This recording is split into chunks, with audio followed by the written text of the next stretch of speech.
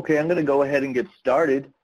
Hopefully everyone can hear me. I did get a confirmation from a few of you out there that you can hear me. Just let me know if you can't and just type it in that dialog box in the bottom right. So first of all, welcome. Thank you all for joining me.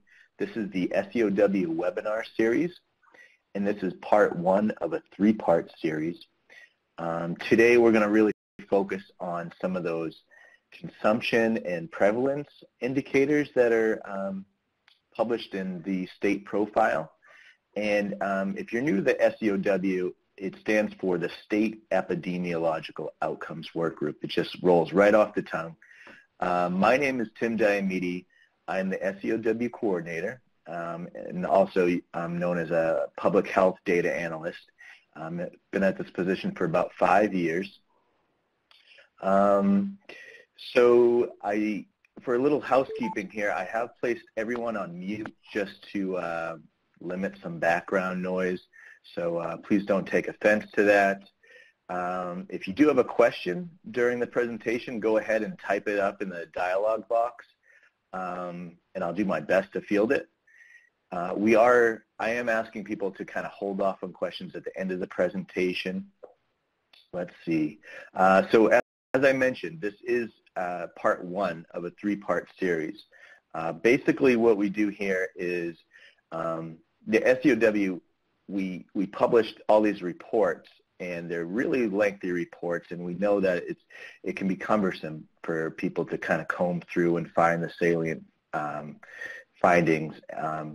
So we do these webinars and fact sheets and briefings and presentations to kind of digest all that information for you. So this is part one, and this is focused on consumption. Tomorrow's part two, and that will be focused on consequences of substance use in Maine. And that'll be at 10 a.m. You can use the same login information that you used today. Everything's the same. And then the third part will be contributing factors of substance use. And so by contributing factors, we mean perceptions of harm, perception of accessibility, that kind of stuff. So intervening variables of substance use. So let's see. The agenda looks like this. I will kind of just give a brief introduction of the SEOW for those who are not that familiar with it, just kind of run through some of the major objectives of the SEOW. Then we'll go on to the presentation, and I'll give you guys the overview of the consumption indicators that were in this year's 2016 substance use trends profile. I do have a few indicators that are on a public health district level, but for the most part, we're going to stick with state level data in this series. So after that presentation, I do want to just show you guys some new and updated resources that the SEOW has recently produced or recently added to the dashboard, and then we'll open up for questions. So that's the intended agenda, and so I think I'll go ahead and get started. So here's the purpose of the State Epidemiological Outcomes Workgroup. First of all, we're here to promote systematic data-driven decision-making. And actually, the first two objectives there are pretty similar. The second one is to guide effective and efficient use of prevention resources. So we are here to really help the stakeholders in Maine, the prevention professionals, the public health coalitions, help them figure out where they need to target their strategies and help them with in measuring outcome measures for some of their grants, and really figure out where to go next and to identify even gaps in information. Obviously, we're here to identify and track substance use trends over a period of time to figure out which direction we're going in. The fourth objective is to detect emerging and new substance trends. For instance, for some of the consequence data, we've been tracking more methamphetamine consequence data and more fentanyl-related data. So some of those newer drugs that haven't always been on our radar, but are definitely gaining momentum.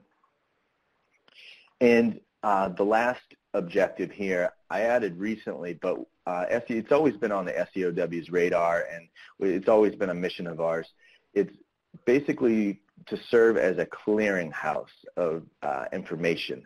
And what I mean by clearinghouse is there's just so much out there. There's so many data sources out there, and it's SEOW's job to work with those data gatekeepers on figuring out what is the most trustworthy, reliable, valid data that we should be disseminating and getting out there.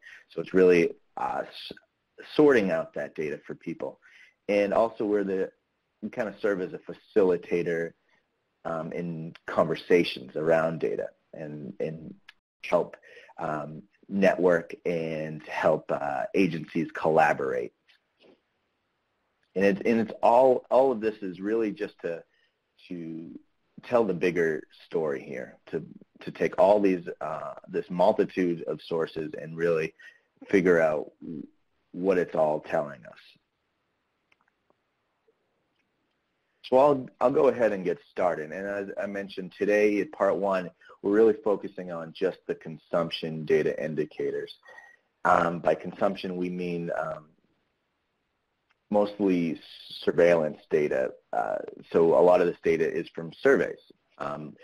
We rely heavily on some surveys, for instance, like the Maine Integrated Youth Health Survey. That is just such an important survey for the state of Maine. That comes out every other year. A lot of these indicators I'll go over, I'm looking at the high school level survey data. Other surveys, for instance, we look at adult surveys like the Behavioral Risk Factor Surveillance System, that's the briefest. Also, we look at the National Survey of Drug Use and Health. And we don't really just stick with one survey because a lot of surveys have different methodologies. And, you know, as I said, one source won't tell the whole story. We really have to rely on many different sources of information.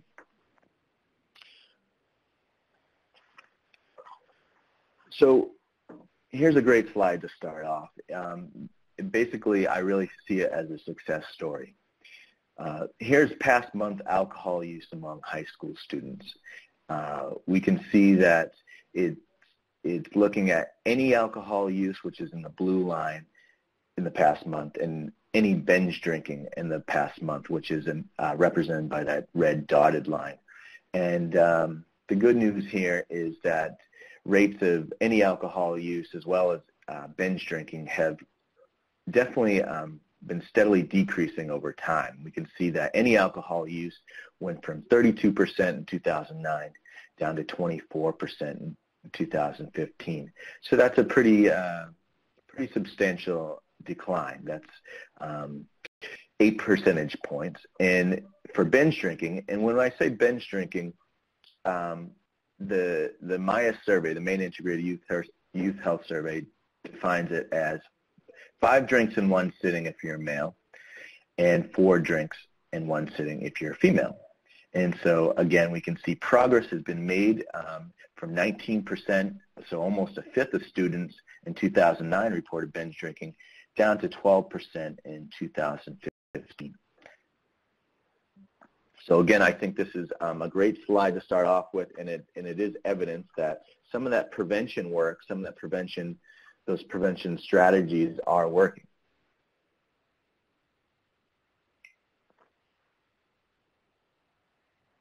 So if we look at adult binge drinking in the past 30 days, so this is looking at briefest data that I mentioned. First of all, we can see that the 18 to 25-year-old population has the highest rate at 32%. And so that's not a huge surprise. Most of us know that the young adult population are more prone to risky behaviors. So this is saying that in the years of 2013 and 14, those combined years, a third of 18 to 25-year-olds reported binge drinking the past month. But it's also important that we not forget about the 26 to 35-year-olds reporting 30% have binge drank in the past month. And I really think that it's important that some of that prevention work that we do definitely should be intentionally extended to that 26 to 35-year-old population.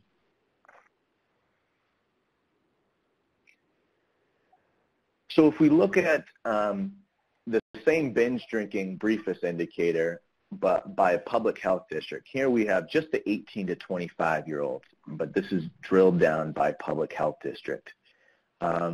This is a briefest indicator, and what I did here is I combined 4 years of data, 2011, 2012, 2013, 2014.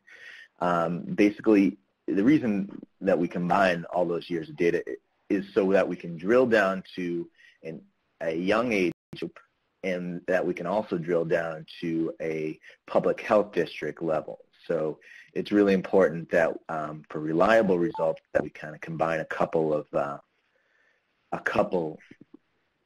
years here. In this case, 4 years. So anyways, here is that during that time period, it looks like Cumberland had the highest rate of 18 to 25-year-old binge drinking at 42%. So nearly half of 18 to 25-year-olds in Cumberland reported binge drinking the past month. Other public health districts that had higher than the state average included Pinquist, and the lowest rate was actually seen in Western Public Health District at 24%. So about 1 in 4 young adults there reported binge drinking. So moving on to a different substance, moving on to tobacco. Here we have a couple different types of tobacco use, past month use. This is among high school students. We can see in the dotted line there that cigarette use has gone from about a fifth of high school students reporting using cigarettes in the past month in 2009 down to just over 1 in 10, just a little over 1 in 10 in 2015. So again, we should give prevention professionals and educators a pat on the back for help getting the message out there. And we've also seen steady declines as far as the cigar use from 14% in 2009 down to 10% in 2015. Smokeless tobacco has seen a gradual decrease of 2 percentage points from 2009 to 2015.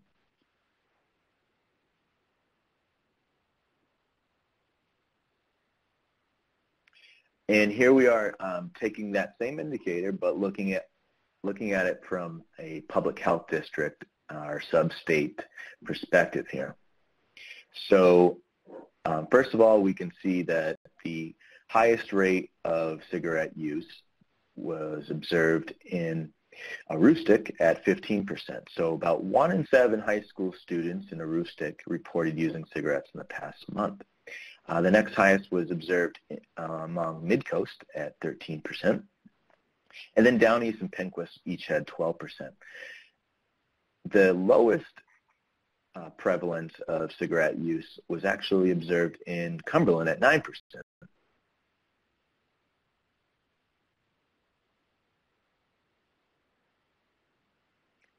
So here's an interesting new indicator that was added to the 2015 Maine Integrated Youth Health Survey. It's looking at electronic vapor product use in the past month or during lifetime.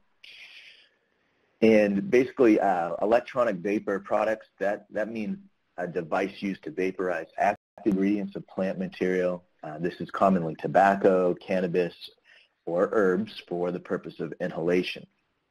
And so we can see that a little over a third of high school students reported having ever used one of these devices. So 34% reported using a vapor product, electronic vapor product. And as for past month use, about a fifth of high school students reported using one. And of course, trending isn't available because this is a new indicator for 2015. Maine Integrated Youth Health Survey comes out every 2 years. The next time it will be available is 2017. And here we're going to look at cigarette use among adults, and this is by age group, looking at the briefest survey. So right off, we can see that the 26 to 35-year-olds have the highest prevalence of cigarette use at 31%. So about a third of 26 to 35-year-olds have reported using, or actually I believe the briefest definition of this cigarette use is a current smoker. So they reported themselves as a current smoker. So the highest rate was observed among 26 to 35-year-olds, and then that was followed by 36 to 49-year-olds, with about 1 in 4 in that age group reporting being a current smoker. And then that's followed by 18 to 25-year-olds at 24%. And the good news here is that we can see that there has been a steady decline in cigarette use among the young adult population from 28% in 2011-12 period down to 24% in 2013 and 14 period.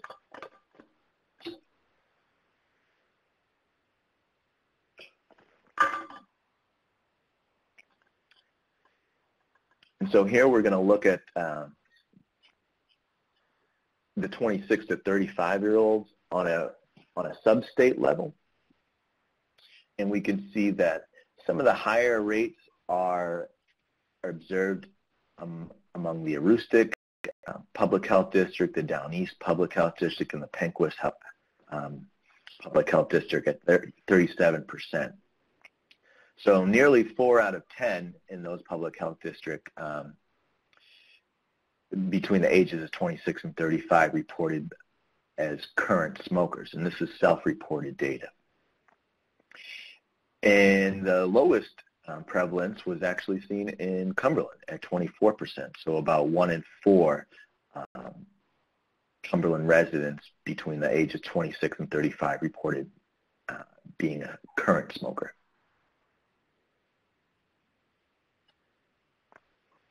So on to a different type of substance, prescription drugs. And this looks at high school students who have taken a prescription drug that wasn't prescribed to them. And it looks at it by lifetime rates as well as past month rates. Lifetime is represented there by the dotted line on top, and it has seen some steady decreases over time here, and that's great news for everyone. In 2009, it went from about a fifth of students reporting having ever misused a prescription drug, 18%, down to 11%. So just about 1 in 10, or a little over 1 in 10 in 2015, had reported using ever.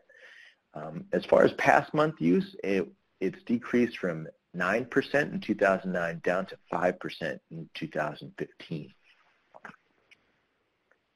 So again, here's an indicator worth celebrating. Obviously, we would like to see the rates at 0 or even lower than 5% and 11%, but it is good that we're going in the right direction here. And as for adults, this is a slightly different indicator because this is looking at non-medical use of pain relievers in the past year. This is a different survey. It's called the National Survey of Drug Use and Health, and it's one of the surveys we rely for adult data. And here we can see 18 to 25-year-old use as well as the 26 and over population. As far as the 18 to 25-year-olds are concerned, in 2009 and 10 period, about 1 in 7, 14%, were reporting using pain relievers for unintended purposes. in the past year, and that actually was cut in half to 7% in 2013 and 14 period. So there has been progress. 18 to 25-year-olds, there's no surprise there that they are actually the age group in the adult population that are most likely to use, but there has been some progress made in decreasing non-medical use of prescription drugs among that age group. As for the 26 and older population, it's remained relatively unchanged for the past several years at 3%.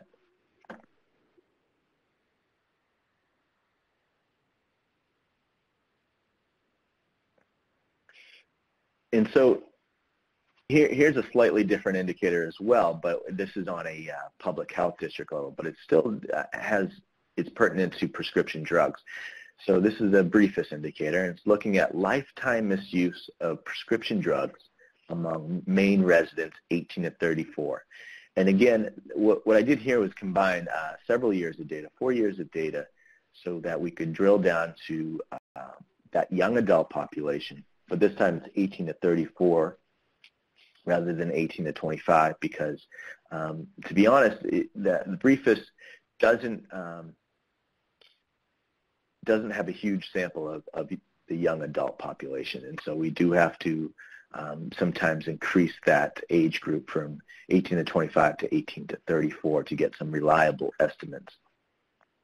And so what we're looking at here is we can see lifetime use. The rate was highest in the Penquist Public Health District at 16% among 18 to 34-year-olds. That was followed by Midcoast at 12%. And some of the lower rates were seen in the Western Public Health District at 5%, and Aroostook and Central each had rates of 6%.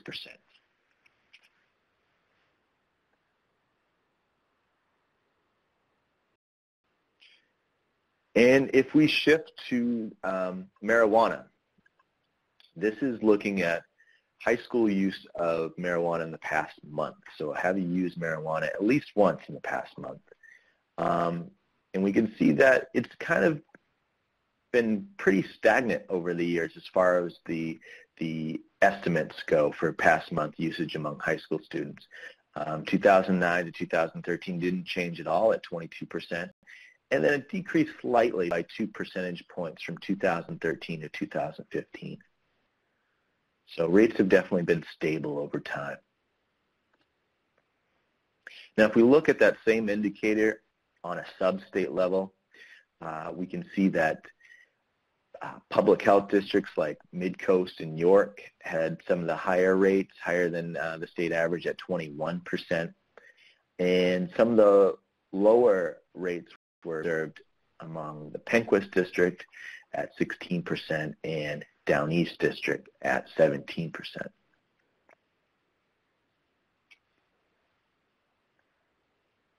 And as for the adults, here we're using NSDA indicator. We can see that 18 to 25-year-olds, no surprise there again, most likely to use age group.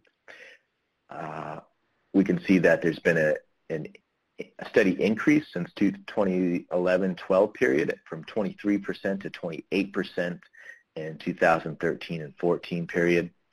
And also we can see a steady increase in the 26 and over population as well, from 6% in 2011-12 period up to 11% in 2013-14 period.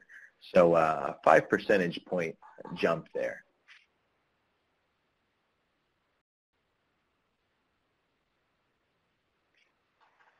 And if we look at 18 to 34-year-olds that use marijuana during the past 30 days, again, this is by public health district, and it's several years of data grouped together for reliable estimates.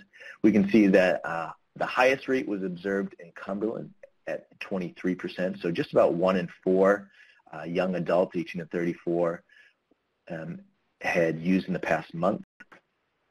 And the lowest rate was actually observed in Midcoast at 14%. And Aroostook as well at 14%. And so what's interesting here is that Aroostook had one of the lowest rates of marijuana use among high school students as well. So apparently marijuana is not necessarily the drug of choice in the northern part of the state.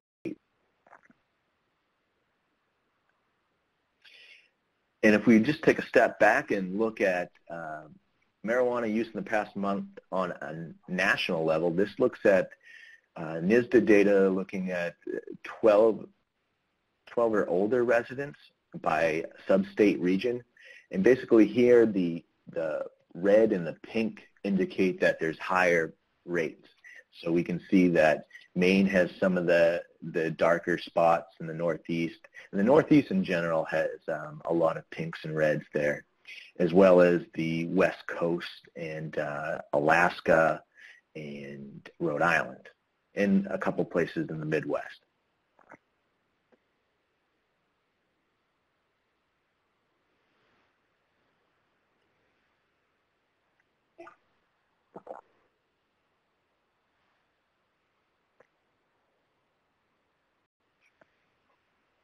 And let's not forget about some of the other illicit drugs. Here we have a few indicators wrapped into one chart here. We have lifetime drug use among high school students by drug type. And this looks at inhalant use, cocaine use, and heroin use. The good news here is that there has been a decrease in the inhalant use. Well, there's been observed decreases in all three of these drugs, which is good news. For inhalant, that went from 14% in 2009 down to 8% in 2015. Cocaine use was cut in half from 10% in 2009 down to 5% in 2015. And heroin has seen a gradual decrease from 7% in 2009 to 3% in 2015.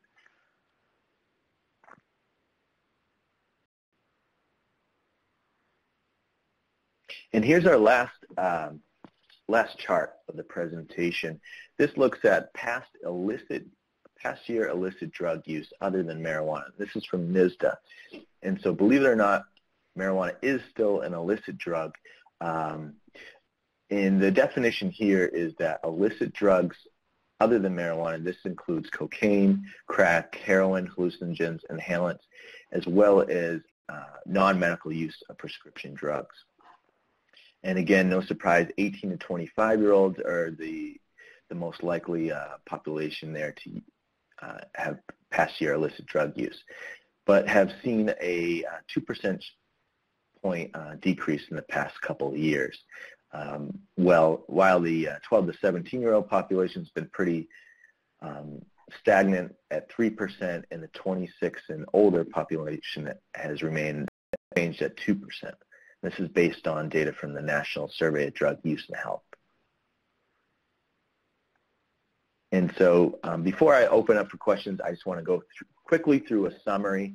I realize this was supposed to just last about 30 minutes. I said 30 to 45 minutes. If you have to leave, I am recording this, so it will be posted. But in summary, as a recap, the good news here is that youth alcohol, tobacco, prescription drugs, cocaine, inhalants, as well as heroin rates have been declining. Illicit drug rates, like we've seen in the previous slide, among Maine's young adults have decreased a little bit in the past couple of years, which is good news. Marijuana use rates among youth do remain stagnant, while adult rates have observed an increase in the past several years. After alcohol, the order is cigarettes, marijuana, and prescription drugs. Those are the next commonly used drugs in Maine. And with the exception of cigarettes, the young adult population rises to the top in terms of the highest rates of those substances. And let's not forget, 1 in 3 Mainers ages 26 to 34 or 35 reported smoking cigarettes in the past month. So just about a third of Mainers ages 26 to 35 reported as current smokers. And high-risk drinking among 18 to 25-year-olds, that definitely remains a concern. A lot of the consequence data that we see is a directly related to the high risk, the heavy drinking, the risky behaviors that 18 to 25-year-old population engage in. And so before we open for questions, I just want to quickly let you guys know about some new SEOW resources or newer SEOW resources. On the left side of the screen, that's the 2016 state profile. Basically, this webinar series is going through the most salient findings of that profile.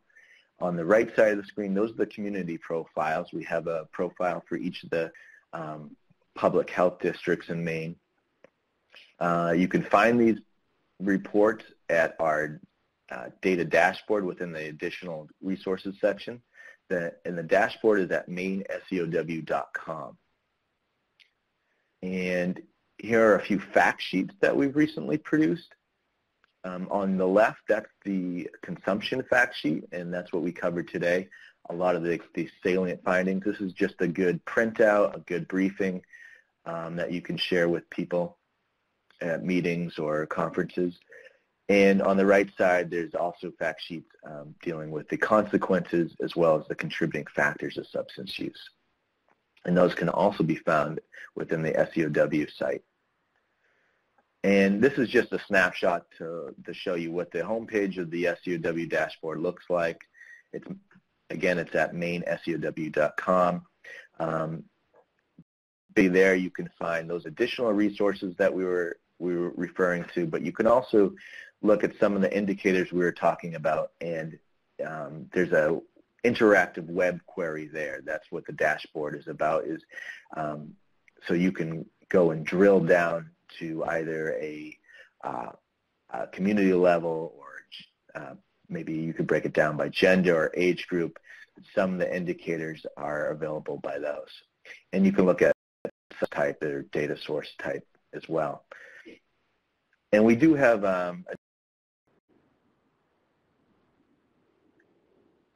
all right, I think I'm going to go ahead and wrap up for today. I want to thank everybody for participating. It looks like we had quite a few on the phone, so that's quite a few listening. So I'm really happy you guys could join.